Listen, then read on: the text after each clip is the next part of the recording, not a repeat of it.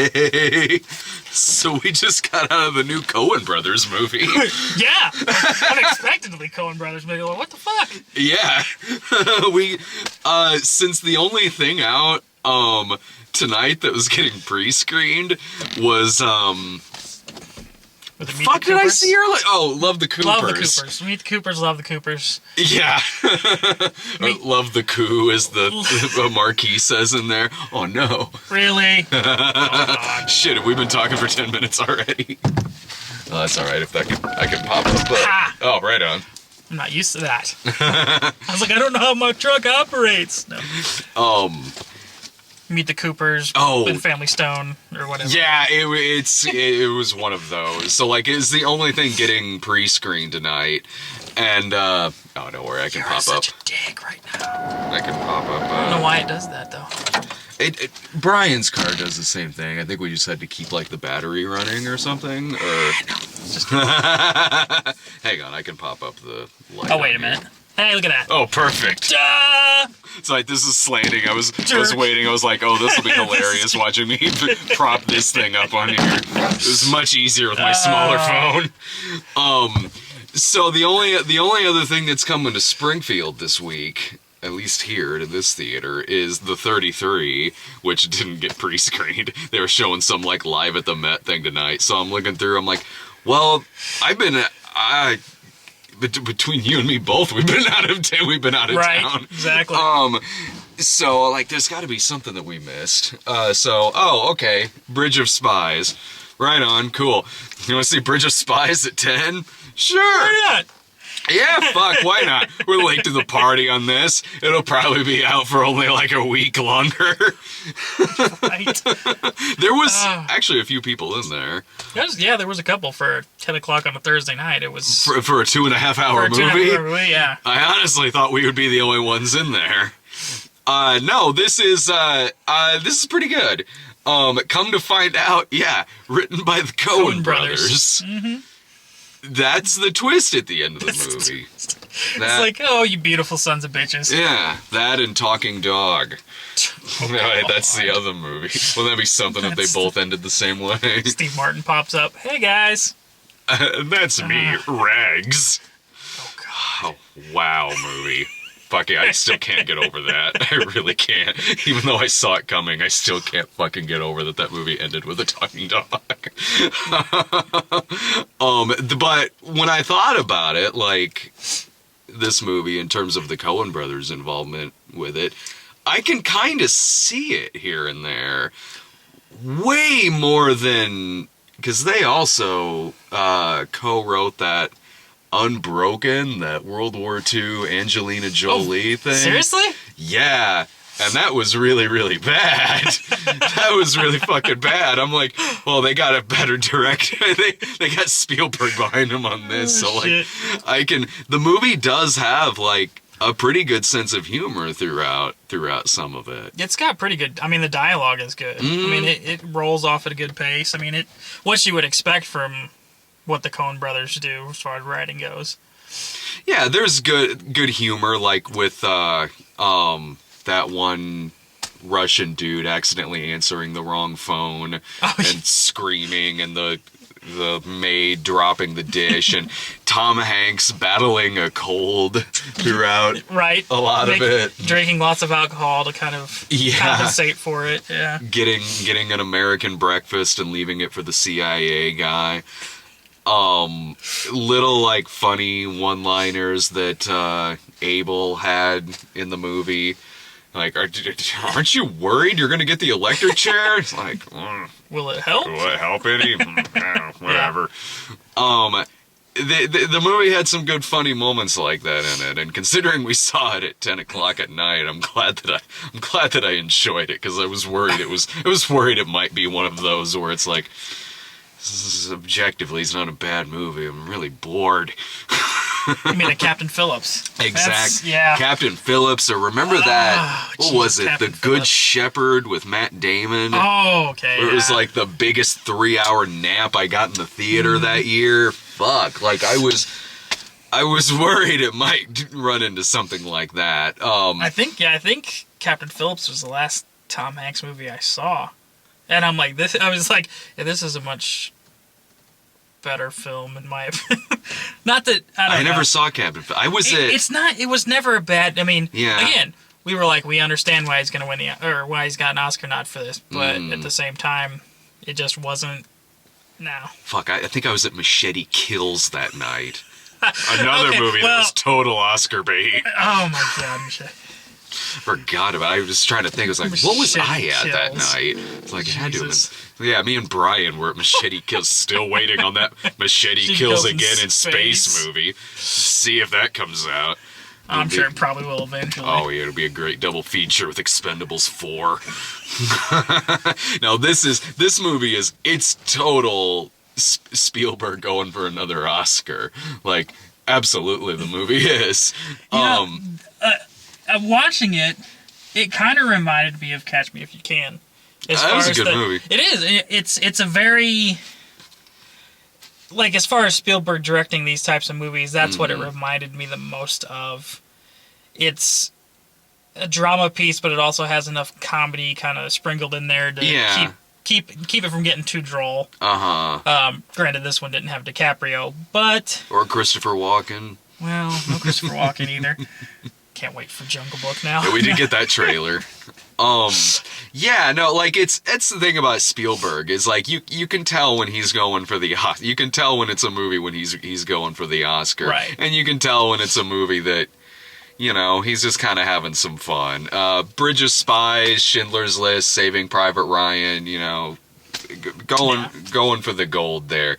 War of the Worlds, I'm just gonna blow some shit up and like have people like fucking turn into dust. One of my favorite Spielberg movies is still 1941. He's having the time of his life making that movie. Yeah.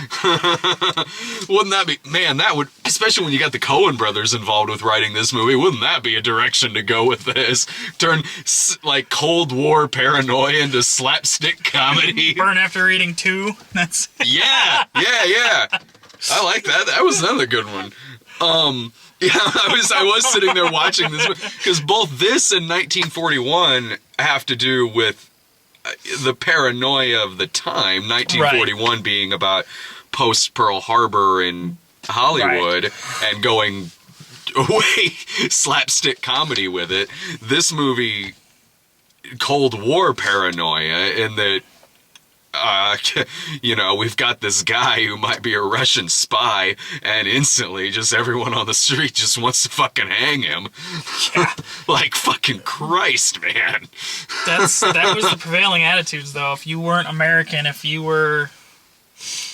Or even if you are an American and you're just simply defending the guy in a courtroom. Well, shit, I mean, that's fucking McCarthyism right there. I mean, how many people got... blacklisted because of his dumb ass, and that that was the prevailing attitudes. Yeah, we saw what happened to Jim Carrey in The Majestic. Oh shit! But yeah, I mean it did a good job of portraying that without going super overboard. Yeah, because really that's just about the first half hour, 45 minutes of the movie. Like honestly, the movie.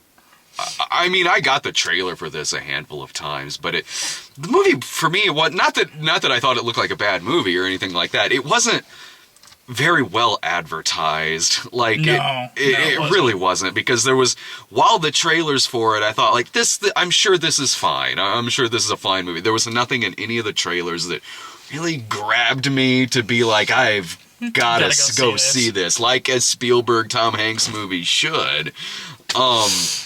Nothing in it really grabbed me, and like in the trailer, the movie I think is a really good movie, and I don't know, just a better ad campaign, and maybe this movie could have done better than I think they anticipated it, because I think it's done okay, but it hasn't been any kind of runaway success like Saving Private Ryan or what's another Spielberg? Didn't they? Oh, The Terminal. Oh yeah, they advertised the shit out of that. Yeah, and this movie, I certainly saw it advertised a lot. It just it did look, hell, even Sarah mentioned this to me on the way here, where she said this runs the risk of being really boring. Yeah.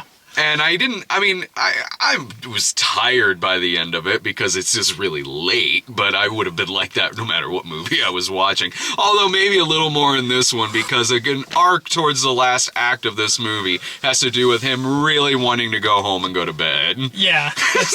That's his prevailing attitude. Thanks a bunch. His negotiating skills. I want to get this done because I want to go home to my own bed and sleep.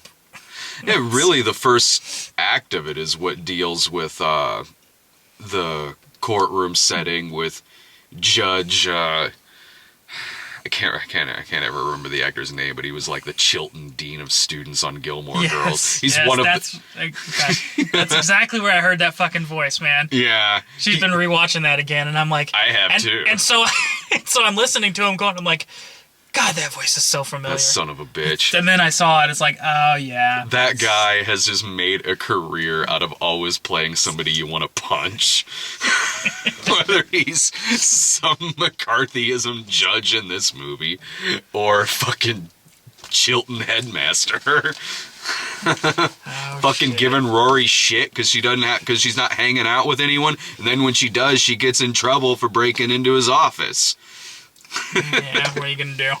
I've been rewatching that too. I was rewatching it in Detroit when Violet was in class. Nice.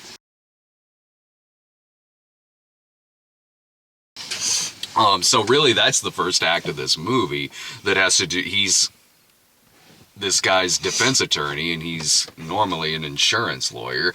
Alan Alda comes in and says, nah, you need to take this case. You need to, so we can show, this is what Americans do. Americans give you a trial, give you a proper defense. In which he is given a trial, but it's a kangaroo court. Yeah. And to his credit, he actually tries to defend him and tries to be like, you guys didn't follow any protocol. There was no search warrant. And the judge is like, look, you don't need to do this. He's like, you're giving a good effort. That's okay. That's all you need to do. He's actually trying to be like, no, I want to follow the Constitution. I want to follow the law. Yeah, as and we should do. Yeah, and I'm getting hamstrung every step of the way by the prosecuting attorney, by the judge. It's well, of course they're going to find him guilty, and nobody actually wants to find him innocent. Besides, well, hell, the judge, when the guilty verdict is read, the judge is like, I want you to know you came to the right decision. I would have voted the same way. Yeah, Jordan, you don't do that. Classy 1960. Yeah, right? Shit. Everybody, Tom Hanks' house is getting shot at. Cops are giving him shit. His wife's giving him shit. Yeah, which I don't blame the wife for because the wife is just like, look, man, our house is getting shot at. I know you want to do the right thing here, but fuck, I'm getting so many dirty looks at the Piggly Wiggly. And tangent, who the fuck in the early 50s decided that duck and cover was an acceptable fucking method for avoiding a nuclear blast? I love it. I've seen it before. I've seen it before. I know it exists. Yeah. Outside of this isn't my first time seeing it, but having watched it again in this context, and these kids just like Timmy the Turtle eating it up, and I'm like, wanting to keep water in his bathtub, and it's like, you'll be fucking dead. Yeah. Even if the blast doesn't get you, the radiation poisoning will eventually kill you. Ducking and cover is not going to help you at all. Spielberg taught us you hide in the fucking fridge. Well, it's lead line. Yeah. Hey, you know what? That's more acceptable to me than, Yeah. Okay, you break your neck, but hey, you'll live. Yeah. Maybe. I agree. All you motherfuckers making fun of that scene, what would you have done in that situation? I would have hid my ass in the fucking fridge. You gonna stand there and let the blast wave just kill you? Yeah, No. I'd have gone in the fucking fridge. Right. Actually, I'm kind of a dumbass. I probably would have hid under the bed. Duck and cover! Yeah, I would have been the guy who believed the duck and I love the duck and covers in this movie. And all those kids are crying, eating it up. I'm just like... Eating it like talking about the blast radius. Like, the kid might as well put some foil on his head or something. Like, this kid's gonna grow up to be a hardcore conspiracy theorist. The United States was instrumental in developing the atomic bomb. They knew what happened. They watched houses just get... You're sitting there watching Duck and Cover. You're watching this house just get completely just destroyed. Well, the house wasn't ducking and covering What the enough. fuck do you think's gonna happen? You think your ducking and covering's gonna help? Oh, the house will go, but I'll be okay because I ducked and covered. No! The fucking stupidity sometimes. Just didn't have a sweet security blanket wrapped around the roof. That was the problem. I mean, we do that shit today on certain things, but still, just you look at that shit and go, who the fuck decided this was appropriate? Yeah. It's like, you know what? You see an atomic bomb, be like, I love you, goodbye. Oh, I remember in school, like, practicing hiding underneath the desk. Well, that's a tornado. No. This was, I think Sarah and I talked about this in the Iron Giant video. Like, no, it wasn't tornado. It actually was, like, not, like, nuclear blast or anything like that, but it was in case of something that wasn't weather related. Disaster preparedness. Yeah, it's something like that. So, I mean, they always said tornado, which, I mean, that, still, if a tornado's taking your school out, it's going to take you too. I mean, but it's, it's not, or a plane goes down, bend over and kiss your ass goodbye. Red dawn happens. Stay inside. Don't go outside. Or if you go outside, just run straight to the woods. Follow Patrick Swayze. Wolverines! Oh, shit. And really, that's just kind of the first part of this movie. Like, I actually thought more of it was probably going to be a courtroom movie. I was actually glad that it wasn't.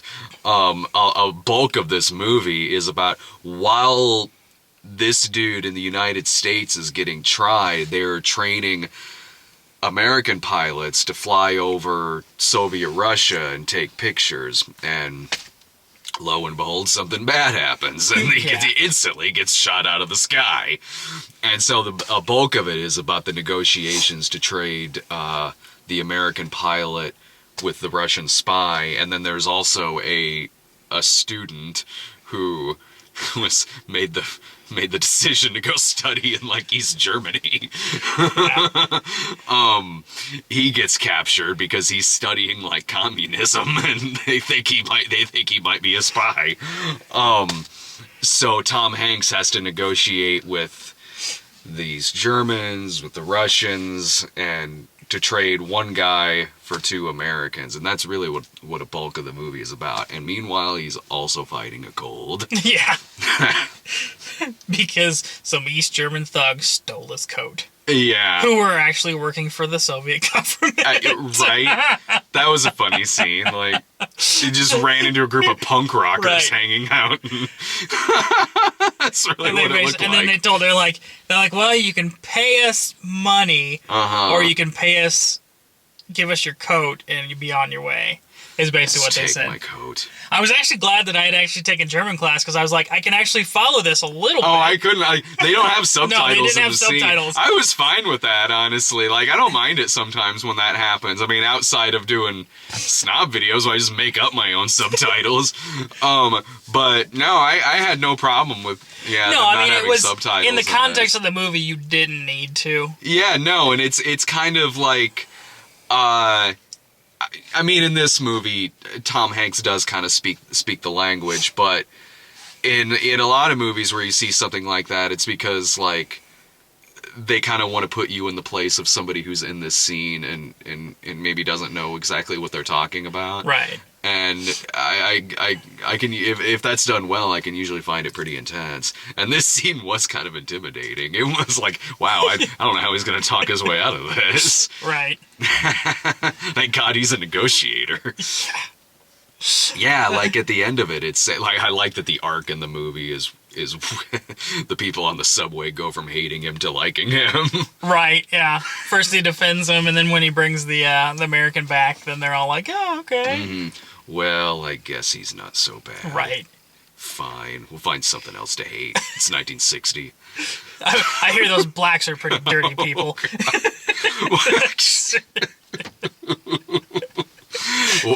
That's the right time period, right? Fuck, I can't believe they left that line in the movie. Oh, damn it. God damn it, 1960. Seriously. Dirty bastards. Yeah, like the lady on the subway gives him the smile and the nod, like, you did all right. And that was the same lady who had given him a sneer when he was defending the spy. Yeah, like that guy was really good in this. And it's the kind of movie where, again, I did really like the movie, but like you can kind of tell what parts, or if any actor gets nominated for an Oscar for this movie, you can kind of tell which parts they're probably going to use as their clip when it shows the nominee. Well, yeah. Like, okay, the guy who plays Abel, the scene where he gives Tom Hanks like that monologue about you stand tall. Yeah. Like, okay, I can see this coming back around the Oscar. Right. You are the standing man. You are walking tall. Joe Don Baker. Hell yeah, Joe Don Baker.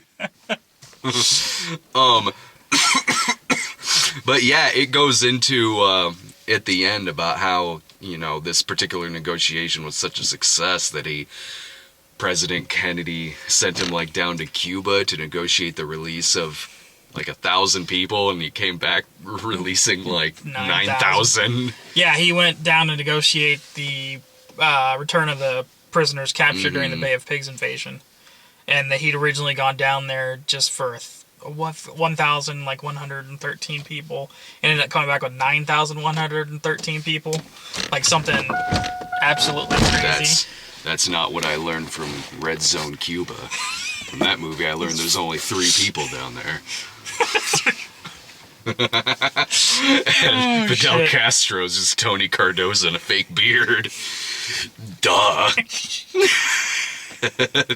All of my history I get from Coleman Francis movies. There you go. No, this is, this is the kind of movie that, like, would be good to go see, like, with my dad, like, right. Movies like wartime movies like this, whether we were talking like Cold War, World War II, right? Whatever. There's movies like that. I'll bet you my dad would really like this a lot. This is something that, like, had I not been seeing it for the site, I'd probably go see with my dad. And he'd probably really, really dig the shit out of this movie. And so I liked it. It's well acted. Not entirely predictable. Yeah, a little bit. Like, that the American pilot's gonna get shot down, and they actually are gonna have to do some kind of trade-off with the Russian and the American. But yeah, throughout these negotiations, when they were going on, I was like, man, how is he gonna pull this off? They were just not working with him. No, and they really had no reason to. So it was a credit to his negotiating skills that he even got as far as he did. All he had to do was just talk to that one kid who looked a little bit like young Mick Jagger. Just give him a message for me. Tell him I like my brown sugar. Wow, this movie's going off the rails. And that's how Tom Hanks negotiated the Rolling Stones appearance on Ed Sullivan. There you go. Had no idea he's playing the same character he played in That Thing You Do. Oh. I think if you saw the trailer for this movie and you weren't very intrigued by it at all, give it a shot. It's a good flick. There's been a lot of lesser movies out now, a lot of bombs. There's a lot of chaff in this time period for movies. We haven't quite hit the holiday season yet, so there's a lot of cast-offs. Yeah, between fucking Love the Coopers and fucking Scouts Guide. Holy shit. Gem and the Holograms, that's already gone. That fucking disappeared quick. Wow. I heard it was shit. Oh, so it that's- was. Brian and I were at it. Oh, good We're the God. only ones there. And that movie was 2 hours long. So you guys made up 50% of its box office. Yeah, Then. yeah. Uh-huh. Hell, at this point, I think shit. I've spent more money on Saving Christmas than Kirk Cameron has. Yeah, you probably have. He's probably excited by that fact, too. He's working on Saving Christmas Part 2. Oh, God, Joy I hope to the so. Yule. I hope so. I hope he does Saving No, Easter. Oh, Jesus. I want him to do all the holidays. We'll get that. Maybe we can get Tommy Wiseau's version of the Fantastic Four. You heard about that? Yeah, I did. I'm just like, well, it couldn't be any worse than the last one, so... See? Actually, yeah, they're like, well, at least his version will be, like, a little livelier, maybe. Oh, hi, Thing! I love this movie. This is the best adaptation out of all of them. Oh, shit. If Roger Corman can make the best one so far, maybe Tommy Wiseau can make the second best. That's pretty goddamn telling right there. That's... When people are saying, Roger Corman didn't really have it all that bad. Not at all. That movie Oh, shit. totally holds up. It does when you compare it to the other ones. You're right. Fucking arms. Oh, God. I'll take that over, like, fucking naked-ass Thing in the new one. Oh, yeah, I heard about that. With It's- robot butt cheeks and no dick. I've seen, I've got caught up on a couple of things, and so, like, a few days ago, which that video is probably right below right now, Violet and I saw Sicario. That was a great fucking movie. If you haven't seen Sicario, check that out. This one, compared to some other stuff that's out, I'm looking at the posters right now. Yeah, the posters right. are right there. Yeah, I think that this is this is worth like a matinee. The Martian's still on. So Yeah, I The guess you Martian's could- really damn good. I heard it was Peanuts good. is really damn good. So yeah, I think this movie is easily worth matinee. I wouldn't say it's like the best thing that's playing out right now, but there are a couple of great things that are playing now. So yeah, I mean, give it a shot. Like at least like you know, like maybe check it out as like a matinee or maybe a rental or something. But it's a really good flick. Yeah, I mean, especially if you like Tom Hanks. Oh yeah, Tom Hanks he's fantastic. Totally is great in this movie. Yeah. Oh, Like, absolutely. totally makes up for Captain Phillips. I was kind of sitting there going, after that movie, I was like, man, Tom, I love you, buddy, but... Did you see Yeah. Cloud Atlas? You get to see him play Cockney in that, mixed in with... Oh, yeah, and then when he said fuck on the Today Show, and then he think immediately so. apologized. It's like, don't apologize. Yeah, You don't have- apologize for that. He said you fuck in threw this up. movie. Right. I mean, you threw it out there. It's all Yeah. good. Was he ever an Asian face in Cloud Atlas? I know Hugh Grant Asian was. What? You gotta see this movie. Asian oh, my God. Hugh Grant plays a Korean in one scene, and if memory serves me correctly, I think Keith David might too. How? Well, because he's Korean. The movie's very weird. It goes through several generations, and sometimes they're different sexes and different races. You get to see Hugo Weaving play Nurse Ratched. I am more Korean than fucking Keith David is. What the fuck are you You gotta wait thinking? until like you're reincarnated again. Then maybe you'll come back as a Korean. Oh my God. That's what happened in Cloud Atlas. Man, get yourself a gigantic bottle of absinthe. Just a big old fucking hitter. Pop in Cloud Atlas. You have an amazing night. Oh my God. I didn't really. I knew something about that movie, but apparently I didn't know that shit. So that's. A lot happens in that 3 hours. Oh yeah. Oh yeah, enough. it is like 3 Oh, hours. Jesus. I mean, I remember you guys going to see it, and I'm going, I'll pass. I'm okay. I don't need it. Trust me, give it a shot. Shit. Totally give it a shot. Okay, what's next week? Next week is Hunger Games. Hunger Games. Yeah, Mockingjay Part 2 and The Night Before. I really want to see The Night Before, but I know I'm going to be at Hunger Games 2 that night. God damn it. Well, I mean, that's better than, like, you just found out that there's a new Chipmunks movie. Opening opposite Force Awakens. You fucking serious? Which, I actually may not have to not be able to see that. Yay! Which one? Alvin and the Chipmunks? Alvin and the Chipmunks. Because I will be at Force Awakens. I think at 7:30.